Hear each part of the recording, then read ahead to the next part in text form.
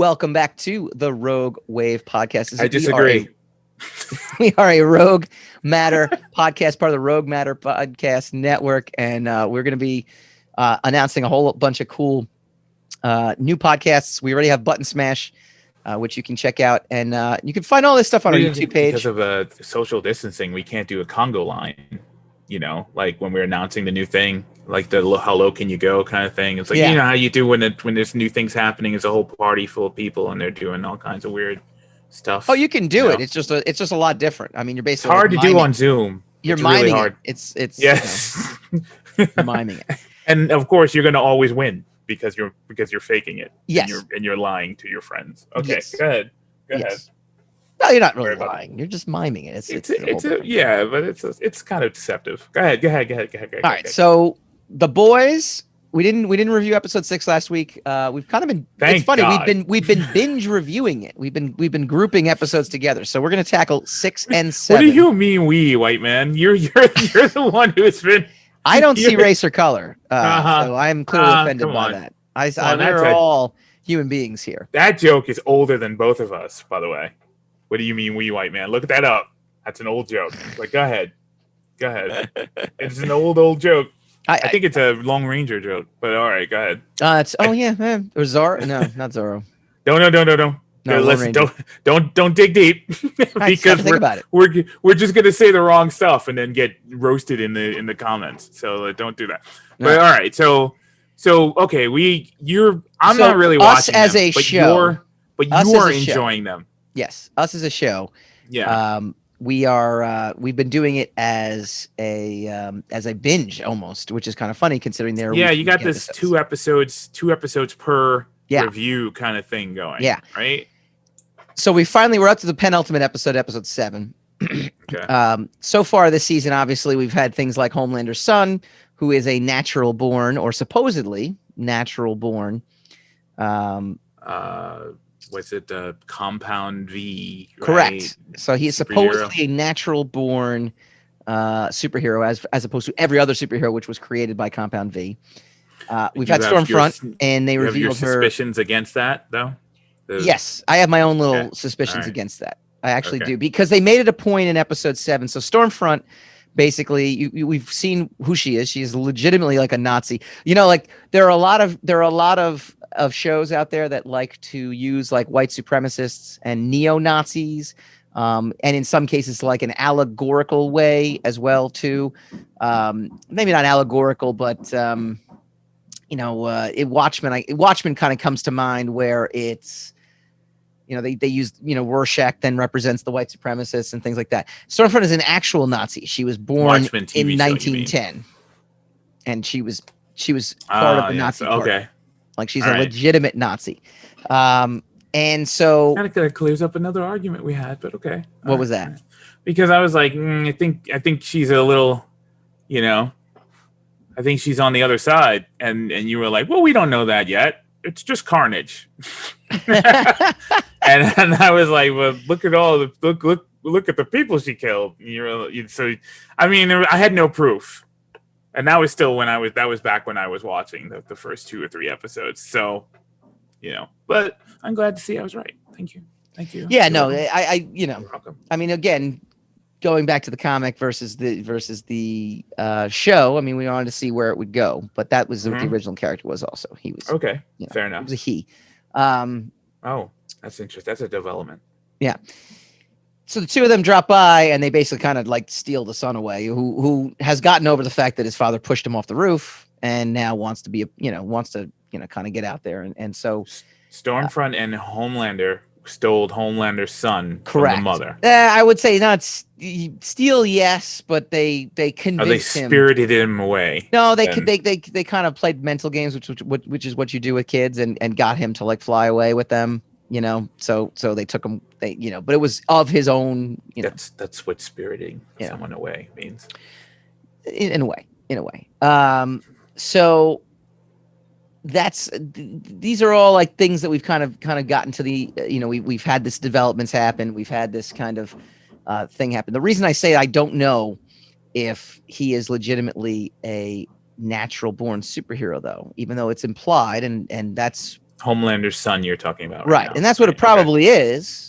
But this Okay. is the reason I say that I don't know or not is they made it a point. Stormfront makes it a point to be like, your son is the first natural like she spells it out to the point where like he's so important because that part of me kind of wonders, like, I don't know, we don't know what happened.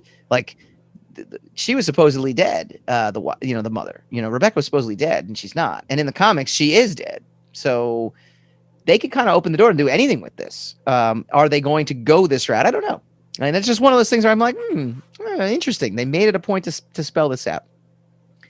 But overall, the season itself, though, I got to be honest, has been very inconsistent. And there's something about this show, although I love the ending to episode 7. I actually loved the ending to episode 7. It will make your head explode. Wink, wink, nod, nod. To watch it. But okay.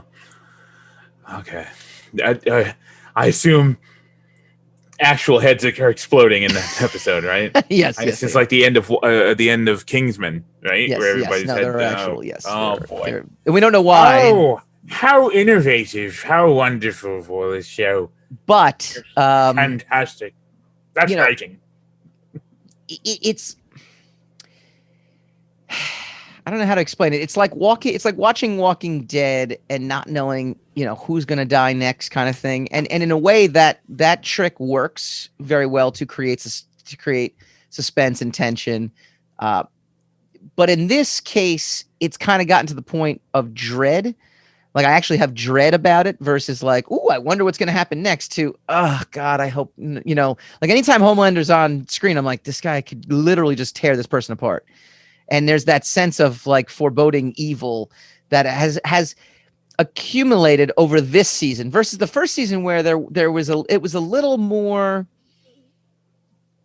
fun, I guess is the best way to describe it. Versus this is where I'm kind of like, oh man, I told you it's kind of like when you start at 10.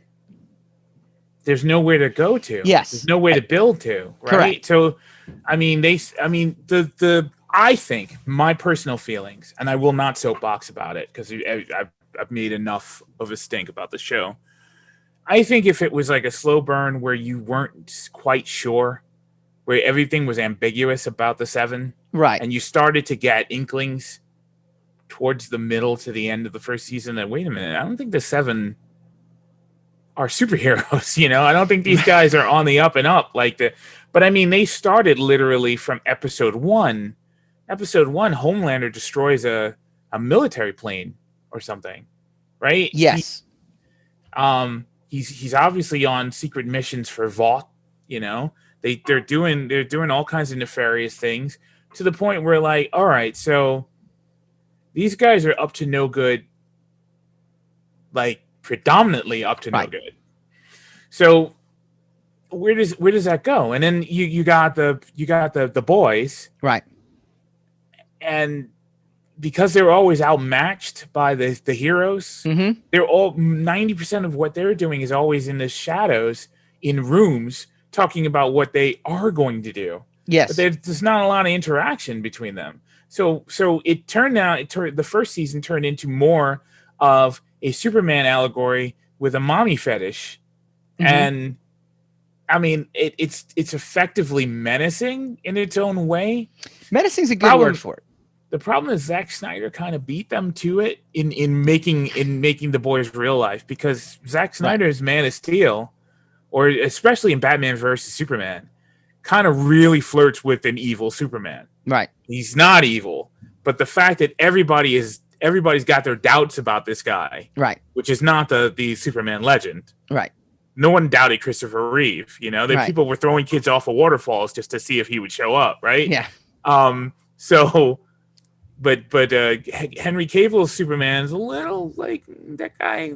He'll probably save you. You could realistically see Henry Cavill's Superman going the route of Homelander versus Christopher Reeve, which you would never in a million years. Yes, I agree. Absolutely. With that. I agree. So, with that. Okay, so you're in season 2 now, and you're saying I don't have confirmation of this because I haven't been one, but you're saying running out of road, right? It's running. running out of It's not steam running for out you. of road. It's just the overall tone after a while. Like I'm still excited to see the It's show. like I'm still excited to see where it goes. Right? But after a while, the tone, it's not a show for the most part this season that I've watched. And I watched the first 3 episodes straight through. I thought they were great. And again, it might just be a binging thing. It might just be you have to once you get geared up, you can kind of follow through and see all this stuff. But now I missed episodes 4. I missed episode 4 when it first came out in time for the show. So I ended up watching 4 and 5 back to back. But it was something where, if I get started with an episode, it's mentally, I've got to get kind of geared up for it, because otherwise the tone is like you said, menacing to the point where I'm like, I got to be in the right frame of mind to watch this, or else it's not as enjoyable. Whereas in the first season, I just was just like, wow, I got to see the next one. Oh, I got to see the next one. I got to see the next one. And again, it might just be the week to week versus binging format. And you made a great point last week, versus The Mandalorian, which knew it was going to be an episodic week to week show, gave you an episodic week to week episode. Whereas this is essentially a bingeable show, or binge made show, that is deciding to release itself week to week, which is a difference in writing, and there is something different about that.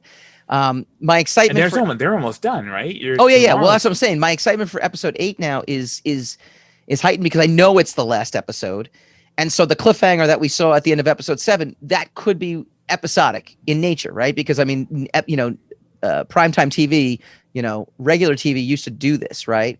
Where it's a season finale next week, so you have these expectations in your mind, right. Versus week to week, every week is a cliffhanger. It can just wear on you after a while, and it can get you to kind of not be as into it. So much to the point where, as I was really looking into the comics, and I was browsing on Amazon, and I said, boy, I kind of do want to know. Now I'm kind of curious enough to know, well, I wonder what they did in the comics. But that same menacing tone, I previewed the first issue on Amazon of the omnibus, the volume 1 omnibus. And I'm like, I don't want to have to relive all these excruciating moments all over again. Like, it opens up with the same thing. Huey, loses his girlfriend. The arms are, sawed off by A-Train, who's white, by the way. I didn't know that. Interesting. Happens. And he's holding, and Huey looks nothing like the Huey they cast, by the way. Like, I mean, he looks like a crack addict in the schlubby, right, or something like that. He's very like puny, like really puny, and also just I don't know, something. I like the guy they cast in the show. So I think the guy who plays Huey does a voice for Lower Decks for the Star Trek cartoon. Oh, okay. I think so, but I don't quote me. So again, all this stuff, I didn't even hit the buy button. Like I was like, I don't want to relive all this stuff. Like I don't want to relive the shock value. That's the thing. That's what happens with me. I get tired of stuff that is morally ambiguous. I get tired of it very quickly. When I realize that no one's going to make the right choice, no one's going to make the right decision. Everything's going to be based off of an emotional, motivation. And the dynamic of the show is that people make wrong decisions. Once I've got that kind of figured out, I'm not interested, because I know no one's going to rise to the occasion. Yeah. And what's interesting to me about shows, about movies or shows, is people being put into bad situations and finding a way to get out of the bad situation. It's the puzzle, right? There is a dynamic of storytelling, which is becoming more and more prevalent now, which is also what The Boys is capitalizing off of, where there is no puzzle. The gimmick is there's no puzzle. Everybody's just going to keep screwing up, and then somehow we're going to stumble towards the end of this thing, And once I figured out, okay, this is just about, it's like Seinfeld. All these guys are jerks. Once you figure out that all of Seinfeld's friends are jerks, and they're the authors of their own misery. Yeah. If you're into that, it works. But if you're not into that, it just starts to get annoying. Like that they messed themselves up. More so Curb Your Enthusiasm than Seinfeld. Yeah, no, see, Curb, because Jerry was always an optimist. And that's the thing. But he and he counteracted a lot of that. Whereas in Curb Your Enthusiasm, it's them. just you're watching. There's no one to save him. There's no one to save Larry there. It's exactly. Just, So after a while, if you're into that, it works. But if you cannot stand watching someone shoot themselves in the foot every week, it doesn't work. Right. And that's kind of the situation for the boys. It doesn't mean that the writing is bad. No. The show in and of itself is bad. It's just that if that's not what you're into, if you're not into the dynamic where everybody is a jerk and everybody's making the wrong decisions, and people just want to, because it doesn't even explain really why the boys want to get rid of the 7. Because Huey lost his girlfriend. He wanted to make A-Train pay. He kind of got that at the end of season 1, right? And you find out that Butcher's wife is alive, right? So now, what are they still? Well, Butcher is still would still be upset with them for having stolen his wife, and there's a difference between being upset and then being on a suicide mission to try to destroy. Right. He's got. Well, and this season does deal with Butcher in a different way. So he's definitely not necessarily the same. He is not the forefront. He's not in the forefront of any of this. He's always. Now he does have this kind of, they look to him to kind of rescue them kind of mentality, which is interesting. But for the most part, he is operating a little bit outside of all of this, and he does have so there's some differences there. And look, the ending of episode 7 was enough to make me now get excited for 8, because I do want to know what's going to happen, and it brought back a plot point from the very beginning of the season, so there is a good symmetry to it. So and the fact that Homelander is literally standing around going like, what the heck is going on here, that got me to the point where I'm like, okay, because this guy is supposedly on top of everything, or at least thinks he's on top of everything. So for this to be happening, very, very interested. All right, let us know what you think. Do you know what's that? That The Boys comes on Thursday nights after 9? Oh, I didn't know that. You don't actually have to wait till Friday. Look at that. Consistently come out. I've seen it like consistently drop on Thursdays, like a little around after 9, but you don't have to wait. They couldn't do Tuesdays. Couldn't do Tuesdays, so they could roll it into our show. Those jerks. All right. Let us know what you think. Are you guys enjoying the season? Is it as good as the first season? Are you enjoying it as much? Is that sense of dread? Are you going to buy the comic? Because I still might, but I'm getting it. It's tough. All right, when we come back, we've got Andrew Peepoy, veteran comic book inker. He's got his own Kickstarter going on right now, and we get to interview him and talk to him all about it, plus his chance encounter with a living legend in an elevator that he regrets, when we come back.